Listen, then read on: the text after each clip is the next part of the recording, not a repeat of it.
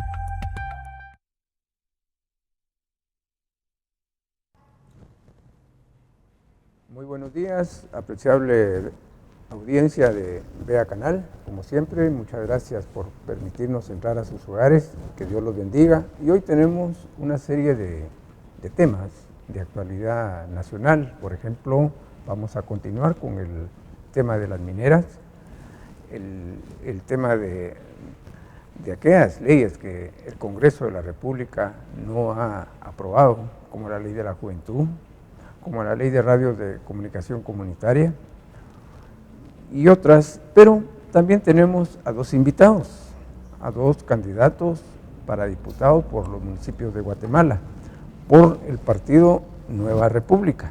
Ellos son Herbert Arturo Siquivaché y también tenemos a Marvin Leonel Flores. Bienvenidos a Vea Canal, así que vamos a entrar de lleno a las preguntas sobre qué proponen ustedes para reformar las leyes de la minería, porque es importante el papel que están jugando ahorita todas estas comunidades que se han opuesto precisamente porque se les está contaminando los ríos, los lagos, la flora, la fauna y especialmente su salud. Así que vamos a empezar con nuestro invitado, candidato a diputado por los municipios de Guatemala, Herbert Arturo Siquivaché. ¿Qué piensa usted como candidato a diputado y qué va a hacer por su partido o por Guatemala para que la minería sea más positiva en nuestro país? Bueno, lo principal es trabajar en beneficio de la sociedad guatemalteca, o sea, tratar de hacer las cosas lo más transparente que se pueda, tratar de que verdaderamente realizar las cosas y ser dentro del hemiciclo la voz del pueblo. Pero esa voz del pueblo, ¿cómo se puede traducir en algo positivo para reformar esa ley de minas donde actualmente hay más de 360 licencias de exploración y de explotación autorizadas por el dicho ministerio? Si usted llegara a tener el voto de todo ese pueblo de Guatemala, especialmente de los municipios de Guatemala, ¿piensa usted que las utilidades que actualmente deja a Guatemala, que es el 1%, máximo el 5%, pero esa balanza que siempre hacemos ver todos los sábados sobre la contaminación de los lagos, los ríos, la fauna, la flora y específicamente la salud de esas comunidades? ¿Qué piensa hacer? Primero se tendría que hacer un análisis, primero la autorización de cada una, cómo se dio, segundo, ver el porcentaje, porque todas difieren en más de algo, y seguir haciéndose el análisis para ver, algunas sí cumplen los requisitos, no todas, entonces hacer ese análisis porque no se puede juzgar todo. Vamos con nuestro acompañante que está acá, candidato a diputado Marvin Leonel Flores, por el partido Nueva República, Movimiento Nueva República. Actualmente en nuestro país, por ejemplo, si nos trasladamos a Santa Cruz Barías, Huehuetenango, donde la población ha tenido esa resistencia pacífica de oponerse a una obra hidráulica de Hidros, pero que realmente es extranjera y donde utilizan a personas guatemaltecas como testaferros, pero realmente hay encarcelamientos, hay amenazas y ha habido inclusive asesinatos. ¿Qué piensa hacer usted si el voto le favoreciera para ir al Congreso de la República para que esa resistencia pacífica que también está en la puya se respete? Claro, gracias Hugo por la oportunidad, un saludo a los amigos de Vea Canal. Precisamente en el caso de Santa Cruz Barías, Huehuetenango, nuestro candidato a diputado que encabeza el listado nacional, el licenciado Carlos Manuel Besares, ha sido el abogado que históricamente ha defendido a los habitantes de la Puya, de Santa Cruz Barías, que han hecho esa oposición a la hidroeléctrica. Nosotros en materia legislativa lo que proponemos como Movimiento Nueva República es que si van a haber hidroeléctricas sean plenamente respetando la decisión de las comunidades. Es decir, hay consultas comunitarias en más de 30, casi 60 municipios a nivel nacional, donde la población ha dicho que no quiere minería o que no quiere hidroeléctricas. Si la población autoriza que existan hidroeléctricas, en todo caso tienen que tener un beneficio directo para las comunidades. Es decir, no podemos seguir el modelo de Chixoy, por ejemplo, donde aparte que hubieron incluso masacres, la gente fue despojada de su tierra y hay comunidades que a la fecha, estando a la par de la hidroeléctrica y de la represa de Chixoy, no tienen electricidad. Eso evidentemente no puede ser así. No hay un modelo de desarrollo viable para el país si las comunidades que son afectadas por minería, por hidroeléctricas, lejos de ser beneficiadas por esas explotaciones, son perjudicadas. Entonces nuestra posición es clara en el tema de minería, hay una propuesta de moratoria en el tema minero. Estamos totalmente en contra de la minería a cielo abierto. Nuestro candidato a la vicepresidencia, el doctor Rafael Maldonado, abogado, ha sido pues uno de los adalides en la lucha en contra de la minería.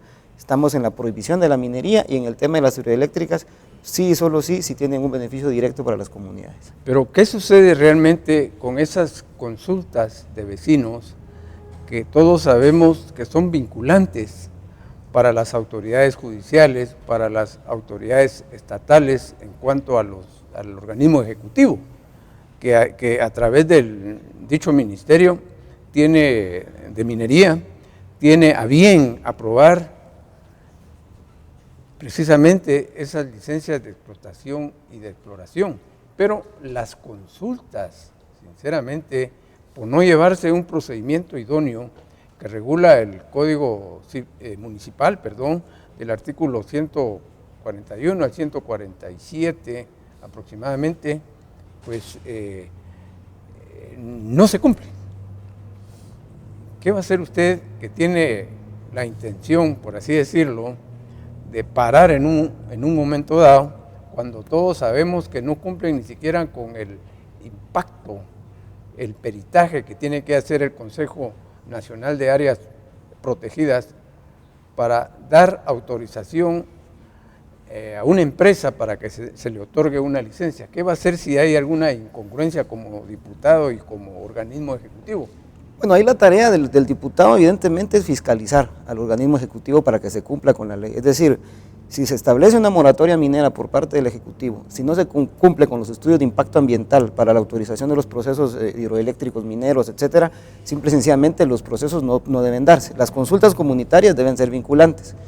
A través de la lucha jurídica que hemos hecho, específicamente nuestro candidato a la vicepresidencia, hemos logrado parar proyectos, cuando menos en Jalapa y en Mataquescuintla, por ejemplo, que ahí sí hemos logrado que esas consultas comunitarias sí sean respetadas y sean vinculantes. Lamentablemente no sucede en todos los casos. Entonces yo creo que la tarea de un diputado, aparte de aprobar leyes, de discutir leyes, evidentemente es fiscalizar al organismo ejecutivo, en este caso al Ministerio de Energía y Minas, y al Ministerio de Ambiente y Recursos Naturales, que son los dos vinculados con el tema de explotación minera e hidroeléctrica. Don Herbert Arturo, el domingo pasado yo estuve en el municipio de Mataquescuintla, Jutiapa, y precisamente ellos no cumplieron con el procedimiento engorroso que se da para una consulta de vecinos, y la licencia fue autorizada. Platiqué con el alcalde Hugo Coy, y por ello me llama la atención, usted como diputado, piensa en un momento dado organizar a un panel de juristas especializados en minería para poder cumplir lo que está señalando su compañero, que yo lo miro muy positivo. Pero, ¿cuál es el pensamiento suyo? Pues sí, como decía Marvin, las funciones del diputado es venir y fiscalizar todos los actos y por ende pues estar a favor de la población cuando se lleve esas consultas, por ejemplo. Lo que usted me comentaba lo del día domingo, pues lo que pasó y todo eso, sí hay que fiscalizar como se debe, y no solo debe ser a favores de terceras personas, sino en este caso tiene que ser la consulta y apoyar al pueblo, ¿verdad? Vamos a entrar ahora a algunos proyectos que ustedes puedan a bien favorecer a la comunidad, porque usted que es aspirante a una curul por los municipios de Guatemala, muchos problemas hay a los alrededores de los municipios. Por citar un caso, los desechos tóxicos sólidos. ¿Qué va a hacer usted si le favorece el voto de los municipios de Guatemala para que las municipalidades puedan poder cumplir y no contaminar el ambiente que se da en los municipios? Sí, ¿Qué piensa? Efectivamente, el tema ambiental es una de nuestras prioridades dentro de nuestro plan de gobierno, dentro de nuestro plan de trabajo. En el caso de los 16 municipios, quitando la ciudad de Guatemala, que conforman el departamento, uno de los problemas que hemos tenido es que no trabajan de manera coordinada. Es decir, en muchos municipios, en muchos departamentos funcionan las mancomunidades de municipalidades. En el caso de Guatemala, del departamento no han funcionado. Nosotros tenemos varias propuestas. Una de ellas es el tema de la ley de aguas. Hay un mandato en la Constitución Política de la República, igual que el Código Tributario Municipal, igual que la ley de aguas, que no se ha cumplido. Un mandato que está desde el 14 de agosto del año 86, cuando está vigente la actual Constitución, y el Congreso no ha dictaminado una ley nacional de aguas. Eso para evitar la contaminación de los mantos acuáticos y acuíferos. Por ejemplo, toda la parte de la sierra de la cordillera del Cerro Aluche, que es una área de recarga hídrica, no solo para la ciudad, sino para otros municipios del departamento, incluso de Zacatepeques. Entonces ahí hay que tener un cuidado especial, y una de las formas más efectivas, creo yo, que puede trabajar un diputado es haciendo fiscalización de los recursos de los consejos departamentales de desarrollo. Hay que recordar que de los 12 centavos que nosotros pagamos de IVA cada vez que compramos algo, 1 centavo, según el artículo 10 de la ley de IVA, se va a los consejos departamentales de desarrollo, que a su vez distribuyen esos recursos en los municipios.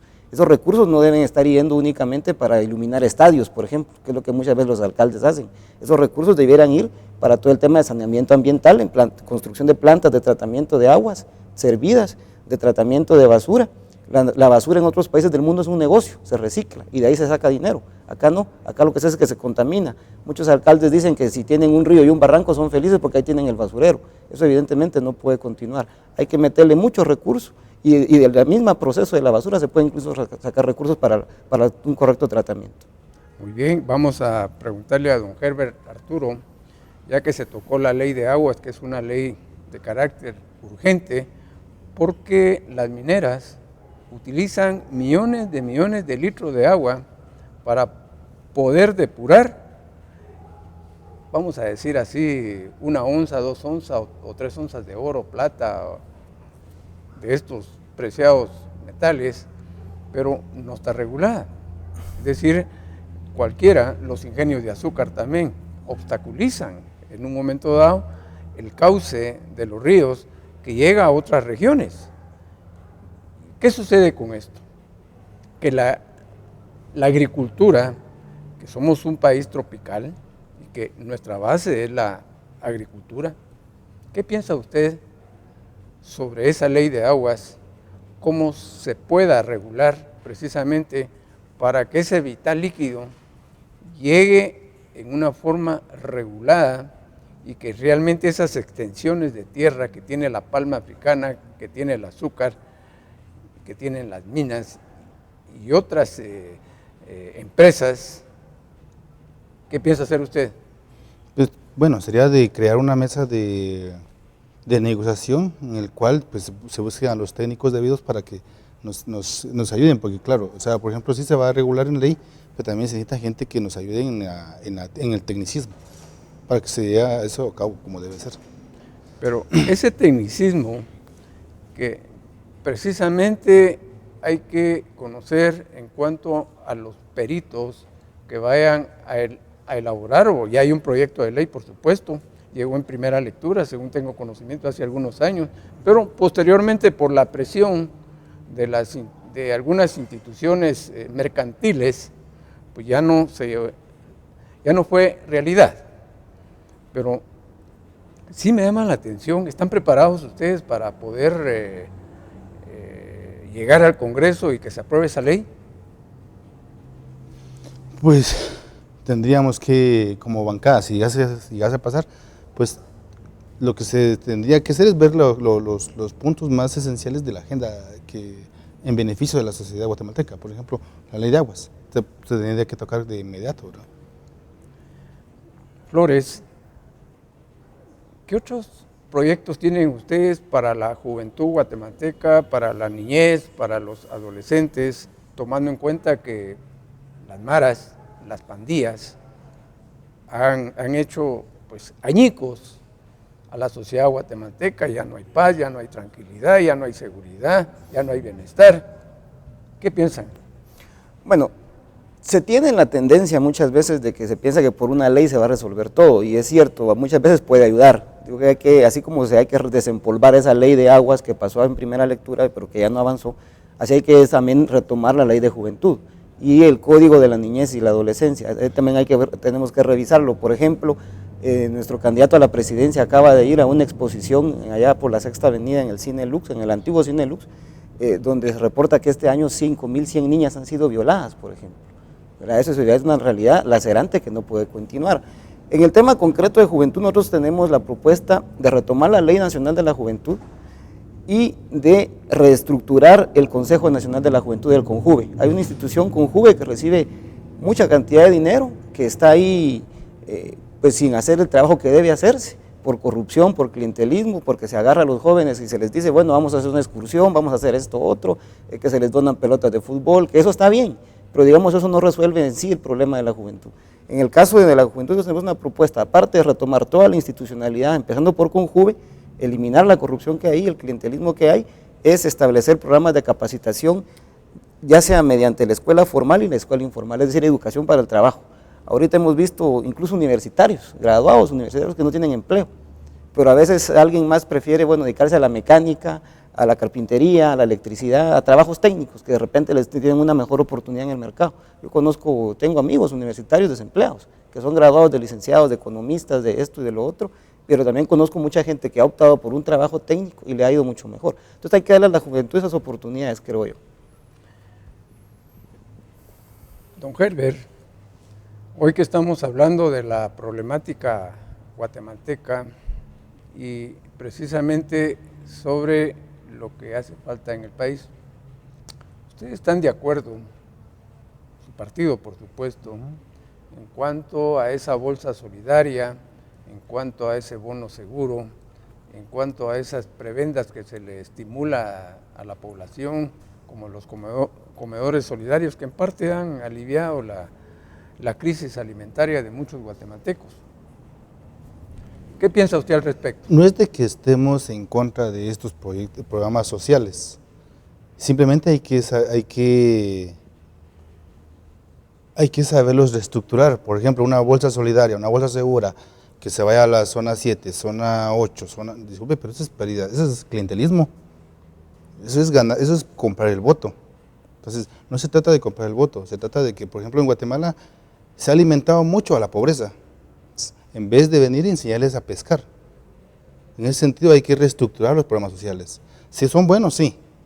Y acá hay áreas muy económicamente escasas, sí. Pero ¿cómo le van a dar una bolsa solidaria en Villanueva? Una bolsa segura en Villanueva, un bono seguro en lugares donde la gente, donde hay opción de trabajo. O sea, en Guatemala hay trabajo. Lo único que hay que saberlo ganar, hay que saberlo buscar. No vamos a dar una bolsa en la Quinta Samayoa, en la Betania, en la Verbena. Eso es puro clientelismo, pura corrupción, donde se está alimentando o solamente se está manteniendo la persona. Y eso es inaceptable y eso es lo que está creando es más pobreza en nuestro país, dependencia estatal. Y yo sí estoy en contra, a título personal, de la dependencia estatal. Sí hay que reestructurarlo, hay que saberlos hacer y para eso está el Ministerio de Desarrollo Social, en el cual está mal, supuestamente es para venir y buscar el desarrollo en las comunidades, pero ¿qué están haciendo? Simplemente dar dinero, eso no es desarrollo, eso es dependencia estatal, en la cual a título personal yo estoy en contra. Hay que saber hacer y crear y enseñarle a la persona a pescar. En Guatemala hay que saberle enseñar a pescar, si no siempre vamos a estar con esta problemática que tenemos ahorita. Como dicen los chinos, no hay que darle El pescado, no, que hay que enseñarle a pescar.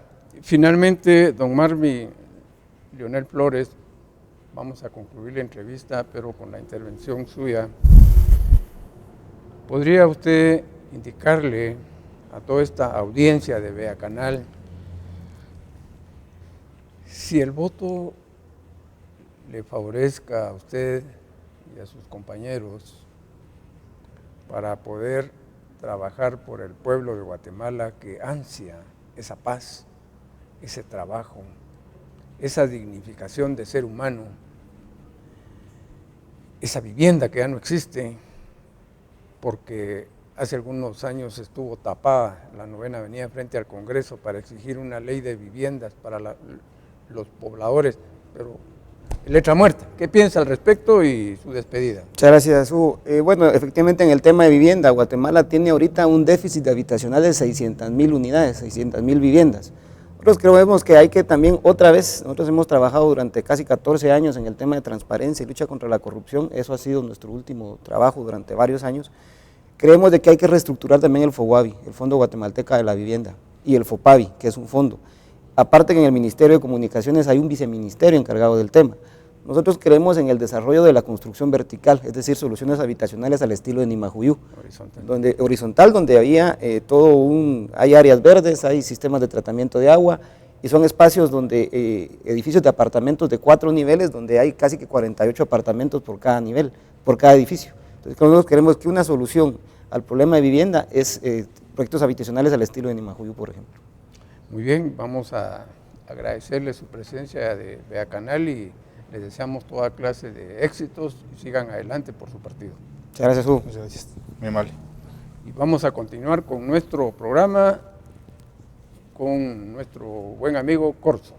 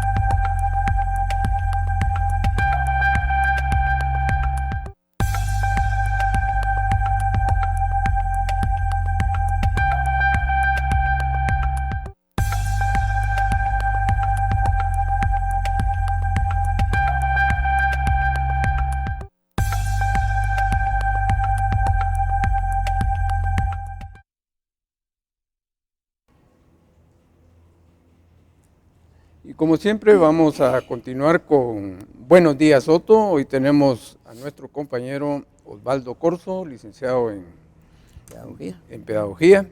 Y este servidor, como siempre, Hugo Rolando López, que está en la mejor disposición de nuestros televidentes, hombres y mujeres. Hoy tenemos una crisis que se está dando en cuanto a la situación de vamos a decir así, del bien común. Tenemos una constitución muy bonita, muy avanzada, y muchos artículos inclusive son transitorios. Hay 21, 22 artículos transitorios, pero que lamentablemente no se han implementado en las leyes del país. Y si tocamos, por ejemplo, lo que son los presidios, que muchas veces se han abierto cárceles en las instituciones militares, Mariscal Zavala y allá en el otro cuartel general que está aquí en la ciudad capital. Sin embargo, el artículo 19 de la Constitución Política lo prohíbe. Es decir, aunque se diga que está siendo supervisada y que vamos a decir así, sus policías son del sistema penitenciario y por lo tanto pertenecen al Ministerio de Gobernación. Es posible en un momento dado que se esté violando la Constitución Política de la República de Guatemala, una ley tan hermosa, una ley que nos rige el bien común, pero que lamentablemente se violenta. Y recordemos que ningún funcionario y empleado público puede obedecer órdenes que estén manifiestamente ilegales. Y en ese sentido, ¿por qué la institución armada no cumple con respetar la Constitución Política? ¿Cuál es tu opinión? Bueno, definitivamente que buenos días a todos y a todas, perdón. Quiero manifestarles ahí el agradecimiento para recibirnos en su casa, mandándole un cordial saludo al amigo Wilhelm Bautista para que se recupere inmediatamente, pues, y que lo tengamos ya en sus actividades normales de trabajo. Respecto a tu pregunta, Hugo, yo veo de que tenemos varios problemas aquí en el sistema de cárceles. El primero es que no hay cárceles suficientemente programadas para poder recuperar ese problema de la población que está en las cárceles. Las cárceles también quedan muy pequeñas, están saturadas, sobrepobladas. Y el Ministerio de Gobernación ya lo sabe, y los presidentes que han estado ya lo saben, y ellos han estado en todas estas condiciones y no han hecho nada por realmente reorganizar el ambiente carcelario y obedecer a los programas de reinserción de cada miembro de estos que están ahí.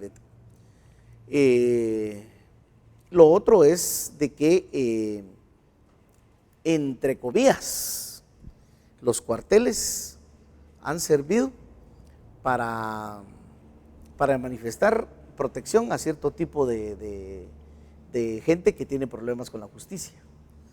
Entonces, el ejército siempre ha establecido también algunas condiciones de querer hacer lo que siempre se le ha dado la gana.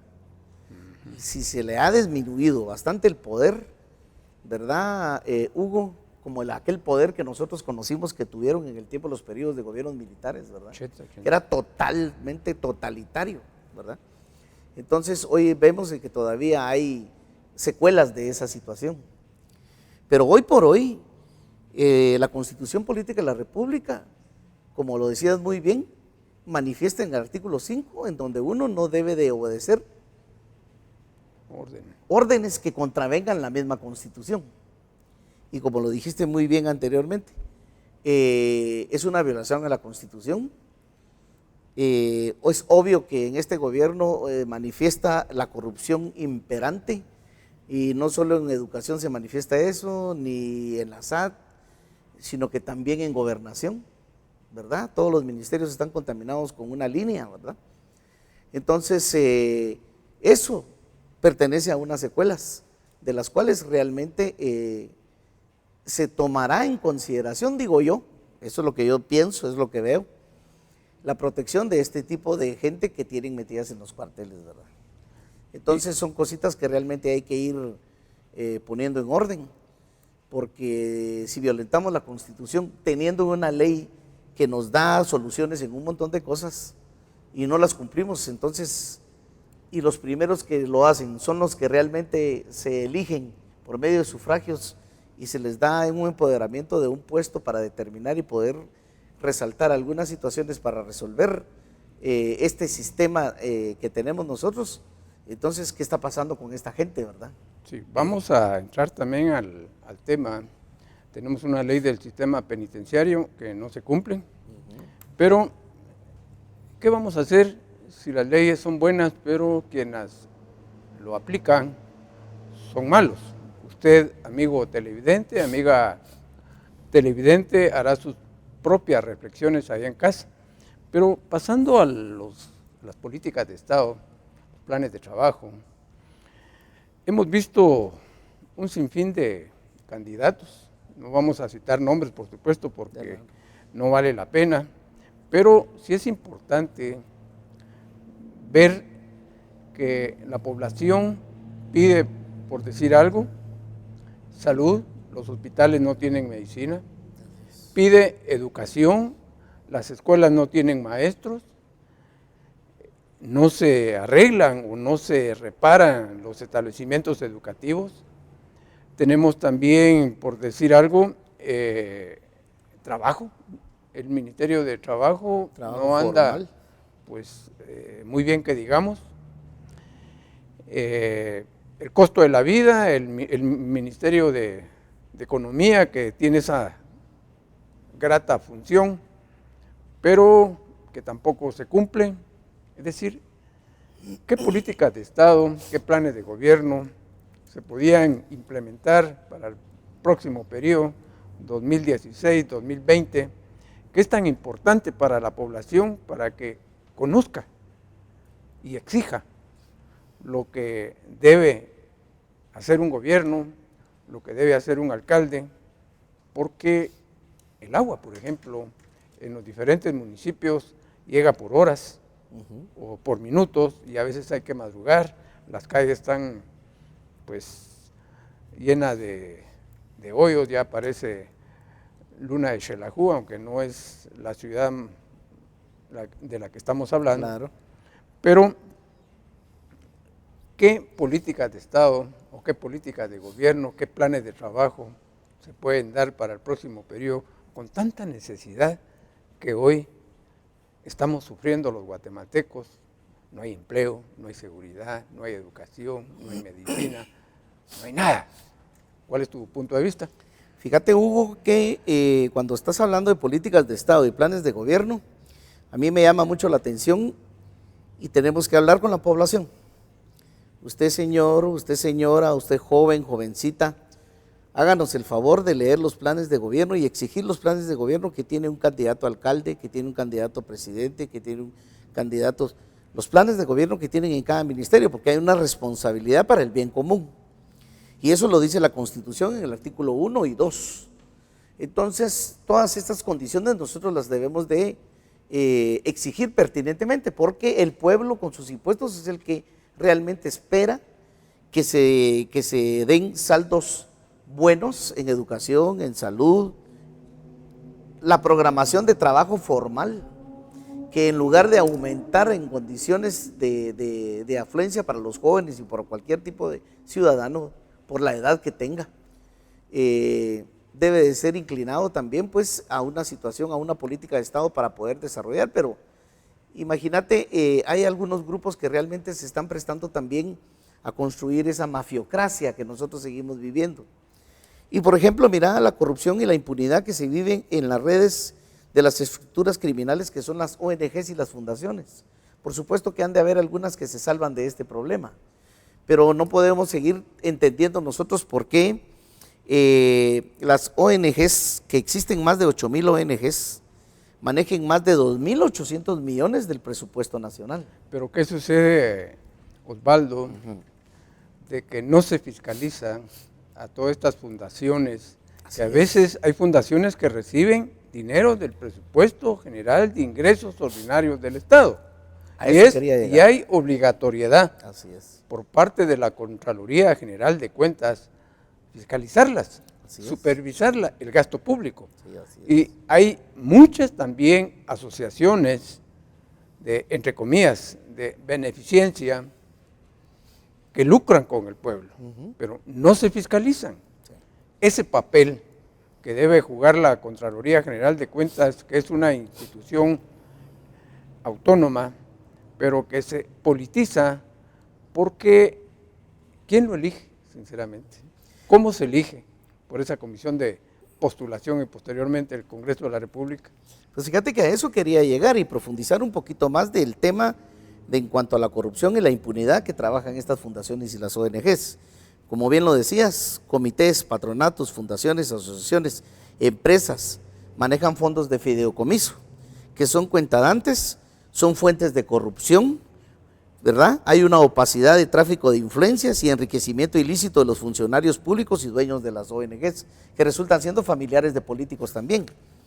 Y si vamos un poquito más a la corrupción, podríamos hablar también de la colusión entre funcionarios públicos y directivos de las ONGs, que hay funcionarios públicos que son ministros, ¿verdad?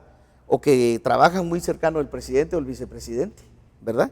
Y cuidan la instrucción de parte de ellos, y entonces estos por hacer el trabajo ganarán un 20 o un 10% sobre la generación del dinero que le aportan a la ONG o la fundación. Ahí se da el tráfico de influencias. Hay omisiones de denuncias relacionadas con auditorías que tiene que hacer la Contraloría General de Cuentas, que no se ve el trabajo de la Contraloría. La falta de presentación del estado patrimoniales y probidad de funcionarios y directores cuentadantes de las ONGs también, ¿verdad? Porque es una especie que no tira específicamente, sino que solo se organiza y que le sale como en 3,000 o 5,000 quetzales la organización de esto, pero que no realmente también la Contraloría entra a incidir incidentemente como debe de ser. Sí, lo que sucede acá es lo siguiente. Por ejemplo, en el Ministerio de Gobernación hay una minuta para las fundaciones que se van a criar o se están criando y se exige un monto de 50,000 quetzales para que puedan funcionar. Sí. Pero, ¿qué sucede al respecto? Que muchas veces son entes de beneficencia, pero son disfrazadas para generar ingresos de terceras personas. Así es. Y precisamente ahí va. Jinetean dinero. Es decir, nosotros como periodistas, como comunicadores, tenemos la obligación de orientar y de exigir en un momento dado lo que el pueblo está pidiendo, porque muchas veces la población guatemalteca no tiene voz en los diferentes medios de comunicación social, y por ello Vea Canal se distingue. El domingo, por ejemplo, estuvimos allá con Hugo Coy, alcalde de Mataquescuintla, que por cierto miramos un cambio bueno en el municipio. Las calles, hay agua potable, los edificios limpios, es decir, fue acogedor cómo trabaja un alcalde. Pero qué bueno sería que los 338 alcaldes de estos municipios que integran nuestra Guatemala no lucren con el pueblo. Es decir, hoy se van a elegir nuevamente 338 alcaldes, pero no sabemos cuántos van a ser reelectos. Por ejemplo, el de Quetzaltenango, que tiene 3 o 4 periodos, el señor Barrientos. Sí. Y otros como también en el occidente del Sí, país. muy lejos, el de aquí, en la capital. Ese es su quinto periodo. Sí. Es decir, ¿qué va a suceder entonces con estas elecciones que ojalá se realicen el 6 de septiembre, que es nuestro mejor deseo, y que vaya al voto consciente a llenar las urnas? Y siempre hablando de planes de trabajo, ¿qué es lo prioritario ahorita para Guatemala, Osvaldo? Lo prioritario de Guatemala ahorita, creo yo, a mi particular forma de pensar, Hugo, es que el pueblo de Guatemala no vuelva a repetir las mismas equivocaciones que ha hecho en las elecciones anteriores. número uno. Número dos, que dentro de los planes de gobierno, los candidatos a presidente y vicepresidente, alcaldes, diputados, etcétera, etcétera, vayan específicamente dando soluciones de combatir la corrupción, la impunidad que tiene este país. Mira, el tema de las ONGs, a mí me gustaría seguirlo tomando porque esto tiene que ver mucho con los alcaldes también. Tiene que ver mucho con los cocodes que están incidiendo mucho en esta situación, que muchas veces representan comunidades, pero el grupo de cocodes representa intereses más particulares. Solo que los cocodes no ejecutan las obras, no autorizan las obras, tampoco están autorizados en un momento, valga la redundancia, en decir vamos a poner aquí un chorro, por decir algo, para que surta este vital líquido a esta colonia, vamos a poner drenajes. Es el alcalde. Y en un momento dado hay una crisis en cuanto a rivalidades, que si al alcalde no le gusta el cocoe, lo cambia. Entonces, ¿qué sucede al respecto? Por eso es lo que yo quiero decir. Mira, el tráfico de influencias a nivel político es bárbaro. Y es un crimen también, otro tipo de crimen que tenemos nosotros aquí. Es otro tipo de línea que tenemos. ¿Verdad? La corrupción, la colusión que tenemos en esto. Miren, la cuentadancia que tiene que tener esta gente, ¿verdad? Porque reciben dinero del Estado como de organizaciones internacionales. Y para que miremos nosotros que manejan más de 2.800 millones solo el presupuesto del Estado, ya no digamos las entradas internacionales que son en dólares o euros, ¿verdad? Por ejemplo, no le están dando, esto nos da como proyecto a nosotros como una solución a un descontrol, a una ingobernabilidad, a un seguimiento de calidad de gastos de los recursos, ¿verdad? Y que en función de eso nosotros esperaríamos que el MP, la CICIG, la Contraloría General de Cuentas, fusionaran para hacer un buen trabajo y también denunciaran qué es lo que están haciendo con ese dinero, ¿verdad? Pero no olvidemos que estamos hablando sobre planes de gobierno, sobre políticas de Estado, y solo estamos tocando parte de lo que podría ser el sector justicia. Así es. Pero ¿cómo combatir la pobreza? ¿Cómo lograr que entidades extranjeras, transnacionales, pero que no lucren, así como lo hacen las mineras, den trabajo, inviertan en el país? Es decir, porque, como dijo un candidato a diputado en un foro, que el famoso, vamos a decir así, allá el peaje que está en Escuintla, pues invirtieron 5%, pero se llevan el 95% para México. Es que eso no puede seguir sucediendo, Hugo. Lo dijo un político, lo dijo un candidato a presidente. No lo estoy afirmando, pero lo señaló y me agradó. A pesar que a veces no comparto la forma de su proceder, pero es bueno decirlo, para que el pueblo de Guatemala conozca cómo lucran estas entidades transnacionales, cuando el trabajo lo hizo, es decir, esa carretera, a deuda de la población. Ese dinero fue inversión a deuda, y que todavía la población, el pueblo de Guatemala lo está pagando porque lo dejaron en una deuda de 50 años, Hugo. Y que cómo va a ser eso que lo privatizaron. Mira, tenés mucha razón. Los planes de gobierno y las políticas de Estado son una decisión de resolver problemas. Por ejemplo, ¿cómo resolvemos el tema de la pobreza? Implementando trabajo. El trabajo es el que realmente le puede sacar a la pobreza a la población. Buenos salarios también, porque no es sencillamente solamente el trabajo. Buenos salarios para que podamos realmente cubrir las necesidades básicas de nuestra familia. Educación, salud, medicina, atención médica, lo que conlleva la situación de mantener una familia con hijos y esposa. Pero lo otro más sensato de esta situación, Hugo, es, y vuelvo a recalcar, la población, los ciudadanos, mujeres, hombres, jóvenes, jovencitas, deben de ver programas de gobierno. Hay que revisar, yo por ejemplo, en el caso muy gremial, yo veo una cuestión en su totalidad.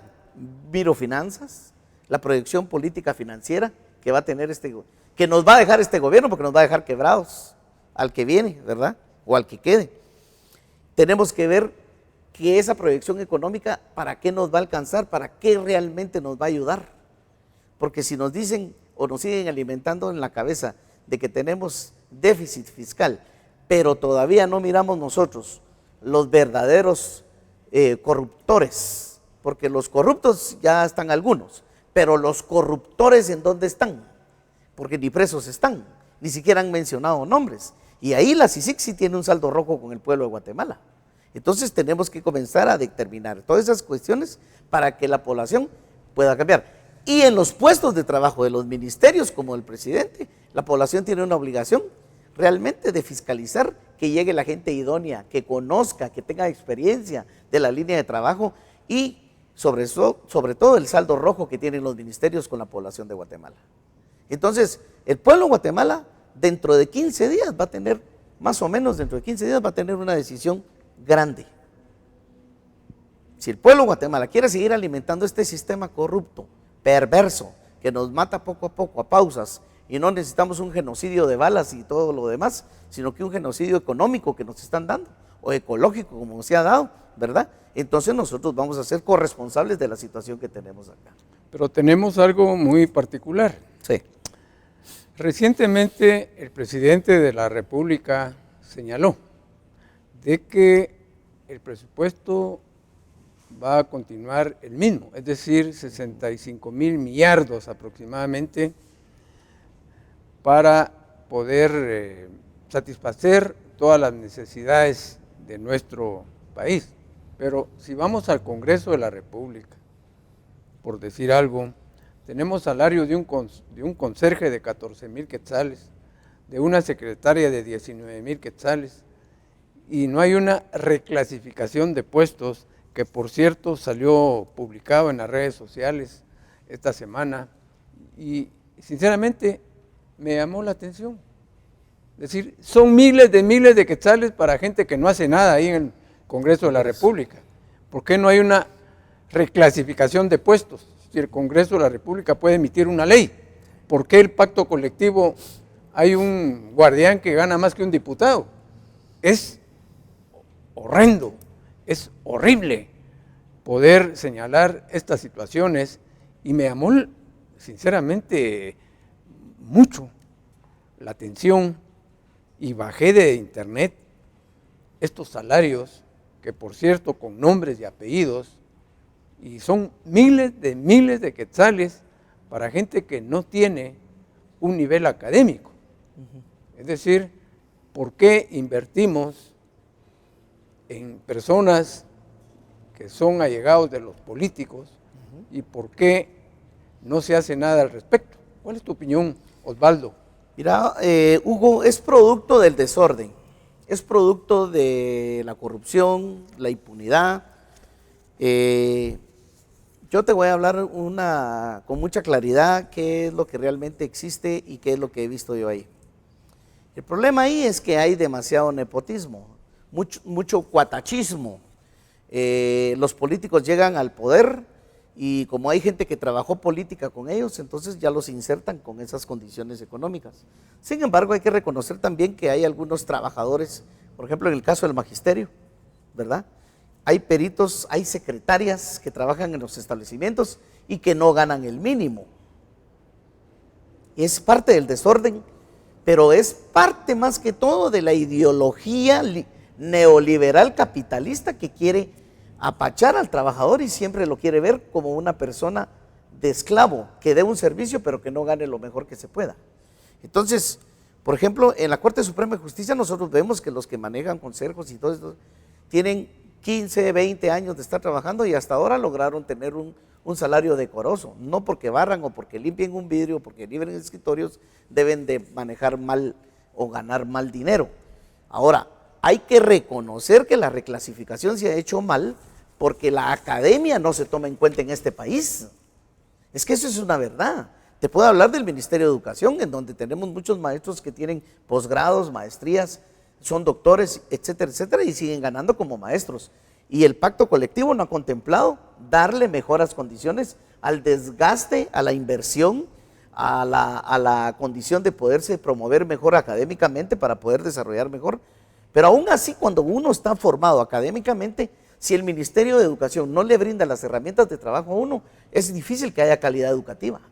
Entonces, Así esos escenarios los vas viendo en los 3 poderes o en los ministerios, en donde llega una secretaria porque es la amiga o la amante del ministro y ella resulta ganando hasta 50,000. Eso no puede ser, eso no puede ser. Y eso juega un papel importantísimo, servicio civil, y por eso es que yo he dicho que la renovación de servicio civil no obedece específicamente a que siga como está, que le quieren dar una parchada a la ley de servicio civil, sino que a la ley de servicio civil como preámbulo la tenemos que independizar de la disposición del presidente, porque es una secretaría del presidente. Hasta el presidente tira líneas ahí para meter a su gente y pagándoles un buen salario sin tener experiencia en el trabajo. Pero tenemos acá, por ejemplo, los conserjes ganan 15,000 quetzales en el Congreso.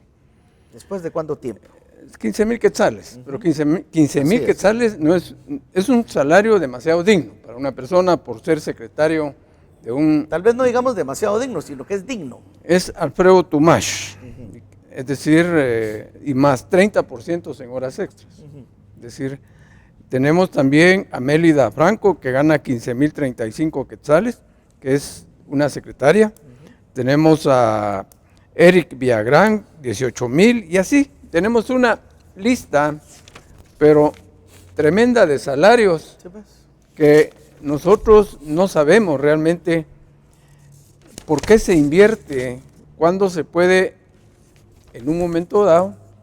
Esto es del Congreso, ¿verdad? Este es del Congreso de la República. Es decir, es más fácil fiscalizar. Es decir, y no querían dar la lista. Ánimo. Se le pidió prensa libre, se lo pidió al presidente del Congreso de la República y se negó a hacerlo porque los podían extorsionar. Pero aquí está la lista. Aquí tenemos la lista. Nosotros ya llegó a nuestras manos por las redes sociales. Claro. ¿Cómo se hizo? Desconozco, pero llegó. Y nosotros, pues, es parte de lo que también tenemos que divulgar. Hay que decirlo. Porque es un canal que es del pueblo, pero mientras un simple empleado no se le paga en la iniciativa privada los 2,500 que debe ganar con su TOY bonificación. Pero esa es la violación que tiene el empresario sobre el trabajador. Sí, pero estamos ahí. Sí. ¿Por qué nosotros aquí realmente, como sucede en el Instituto Guatemalteco de Seguridad Social, que una sindicata, una secretaria general, pues de una vez pasó a ser asesora del señor presidente, que estaba en Santa Lucía, Cochumalguapa, con un sueldo de 20,000. Así es. Entonces, ¿a dónde vamos a ir a parar? Transó. Cuando ganaba 3,000 quetzales. Es decir, ¿qué va a suceder con estos nuevos funcionarios públicos que van a llegar y se van a encontrar con estas listas en todos los ministerios y a veces hasta plazas fantasmas? Sí. ¿Cuál es tu opinión, Osvaldo? No, que esto hay que regularlo definitivamente, Hugo. Hay que darle una solución viable a esta situación sin afectar al trabajador también, ¿verdad? Pero que también hay que decir de que esas disposiciones no son emanadas de un trabajador simplemente, sino que son emanadas de la Junta Directiva. En el caso del Congreso, son emanadas de la Junta Directiva. Uno, y te puedo decir otra cosa. En experiencia por estar una vez en el Congreso, yo me di cuenta que la Junta Directiva, el presidente, etcétera, tienen gastos de presentación cuando salen algunas actividades. Y una de esas, un presidente del Congreso presentó una factura de gastos de 50,000 quetzales en una semana. Y lo había contemplado por vinos y licores. Eso no puede seguir sucediendo, ¿verdad? Por eso te digo yo que estas disposiciones no son realmente del trabajador, sino que de la Junta Directiva, de los personeros que tienen que registrar la capacidad del trabajador que realmente va a ocupar un lugar y que realmente se vea la condición del salario también, según el conocimiento, la experiencia y la capacidad meritoria o la academia que tenga el trabajador. O sea, ¿qué es lo que estoy diciendo yo? Son disposiciones de jefes, ¿verdad? Las que realmente dan la prioridad. Por ejemplo, mencionabas el caso de esta trabajadora del IX que era sindicato. Miren, hay muchos sindicalistas que transan, que por un mejor salario, por un mejor trabajo, transan y se olvidan de las condiciones que le emana la ley, que le emana la ley por obligación, porque es una obligación. Entonces, lo que debe de hacer la gente en los gremios es quitar a esa gente porque transaron personalmente, ¿ya? Entonces, tenemos que regular esas cuestiones, pero las tenemos que regular de abajo para arriba y de arriba para abajo también. No solo creer de que el trabajador es el responsable del gran salario que gana o del mínimo salario o menos del mínimo salario que gana, sino que son cuestiones que tienen que ver mucho con la ley, con la discreción de los jefes que llegan en el caso de ministros, alcaldes, diputados, etcétera, ¿verdad? Una broma me hizo mi hija, mira, me dijo, yo quisiera aprender a manejar una fotocopiadora ahí en el Congreso porque ganan 15,000 quetzales los que trabajan ahí. Sería fabuloso. Fíjate que después de que uno se gradúa de licenciado o algo así por el estilo, o de tanto estudio que tiene uno a nivel internacional también, a mí no me daría vergüenza estar barriendo en el Congreso. Excelente. Sí, trabajo honrado. Si gano 20,000, pues prefiero seguir barriendo que dando clases, ¿verdad? Sí, eso es lo que hay que ordenar. Es que por eso es que estamos hablando que la población también tiene que inmiscuirse en estas condiciones. Por ejemplo, en el caso del Ministerio de Educación, todos los secretarios, todas las peritas contadores o peritos contadores que están en los establecimientos, los operativos que son graduados, deben de unirse y demandar que les paguen por lo menos el mínimo, porque no les pagan el mínimo. ¿Sabes cuánto ganan, Hugo? 1,175 y con bonos ganan 2,000. Lo que tienen que hacer primeramente es que todos los bonos tienen que pasar porque el Servicio Civil les da la razón, les da el beneficio, que los bonos pasen a ser forma complementaria del salario que ganan ahorita y que ganen el mínimo. No puede decir de que este gobierno de corte neoempresarial, de corrupción, etcétera, etcétera, y en el Ministerio de Educación sigan violando los derechos de los trabajadores. Eso no puede ser. Y un maestro gana después de 26 años o 30 años 6,000, 7,000 quetzales. Eso no puede ser.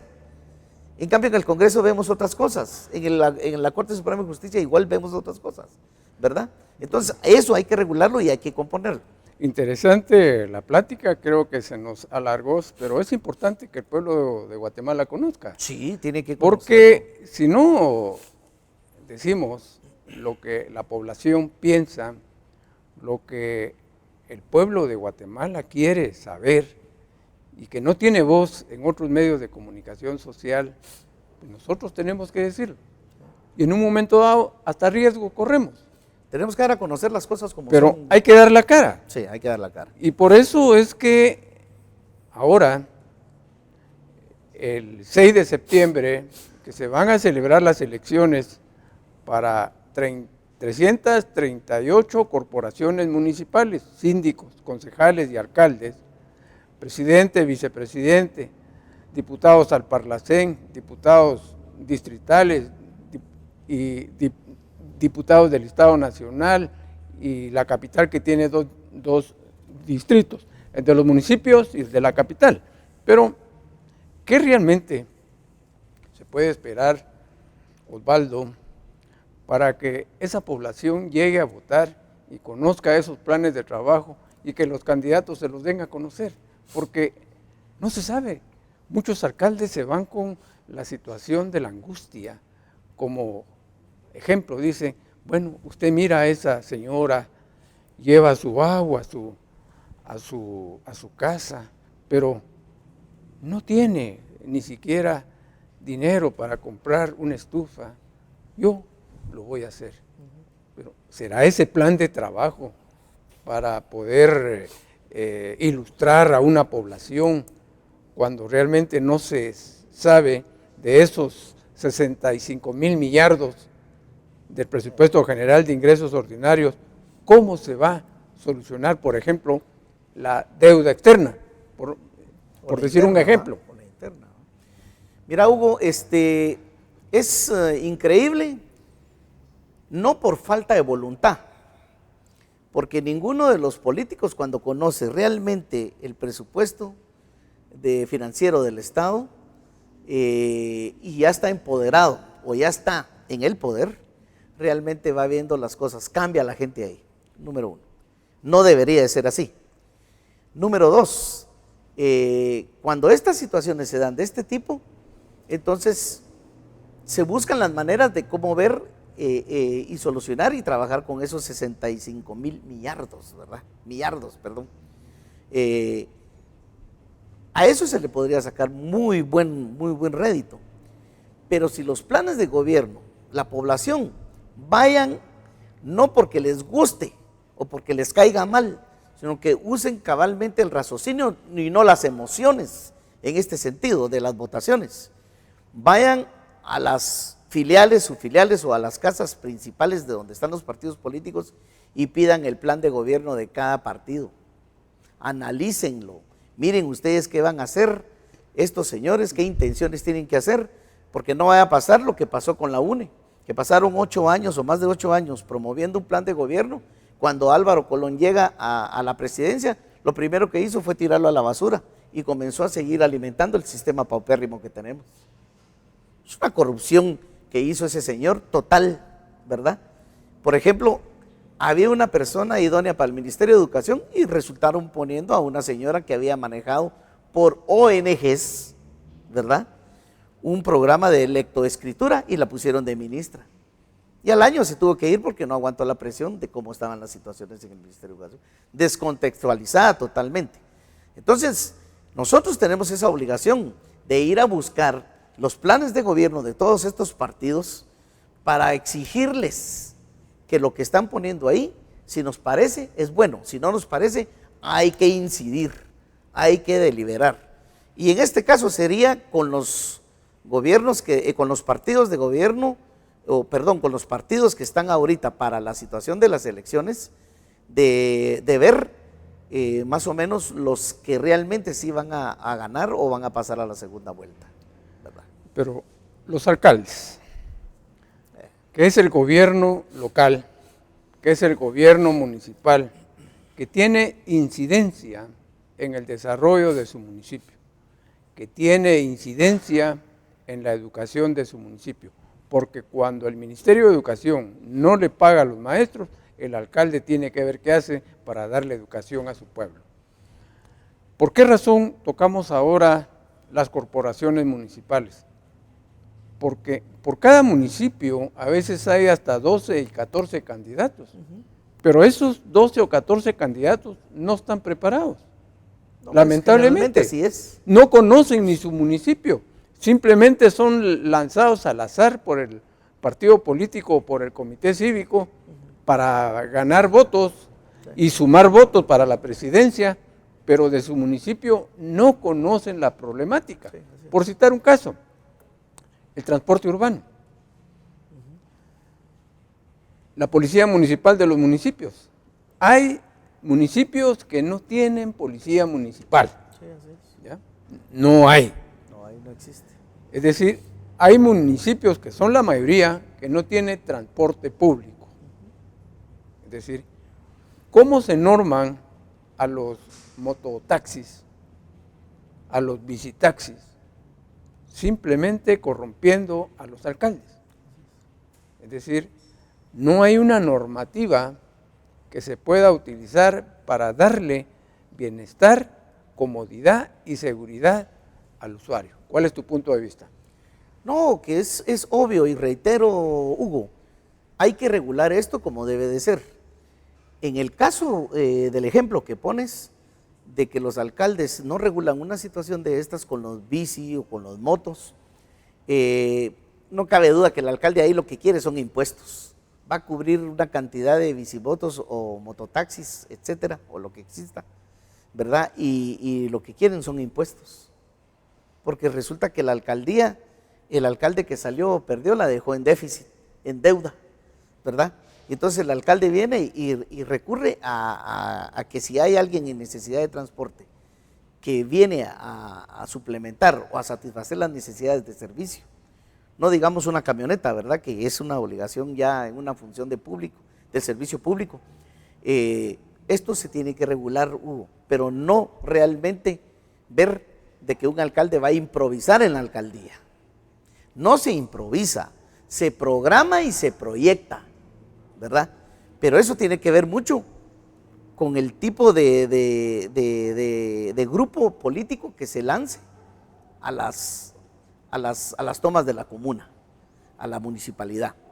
Entonces, reitero, la población debe de conocer los planes de gobierno, tanto de presidenciales como alcaldes como de diputados.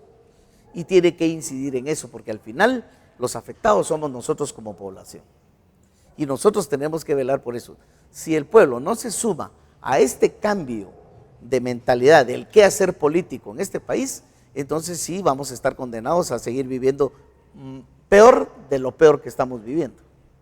Y por eso es que el transporte urbano capitalino es un desastre. Es un desastre, yo estoy de acuerdo. Es un desastre, es un terror andar en buses urbanos. Sí. Hay un subsidio que le cuesta millones de quetzales al pueblo de Guatemala, y no hay modo que el transporte urbano sea cómodo, sea un servicio eficiente, sea un servicio seguro, que tristemente el señor alcalde de la ciudad capitalina, que es el que se da por medio de una concesión que lo permite el Código Municipal, pero que no supervisa. Promoviendo un círculo vicioso. Es un círculo desde vicioso. hace tiempos, porque fíjate que estás tocando un punto importante.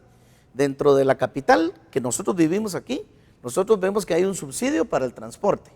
Y eso es lo que hay que ver. Si yo como dueño tengo 15 buses, de esos 15 buses trabajan 5, los otros 10 cobran subsidio aunque no trabajen. Ese es un círculo vicioso, es un robo. Aquí tenemos que ver qué pasa. Miren, el alcalde ha manejado aproximadamente más de 34,000 millones, ¿verdad?, en la capital. Y seguimos teniendo problemas del agua, seguimos teniendo problemas de la basura, seguimos teniendo problemas del transporte.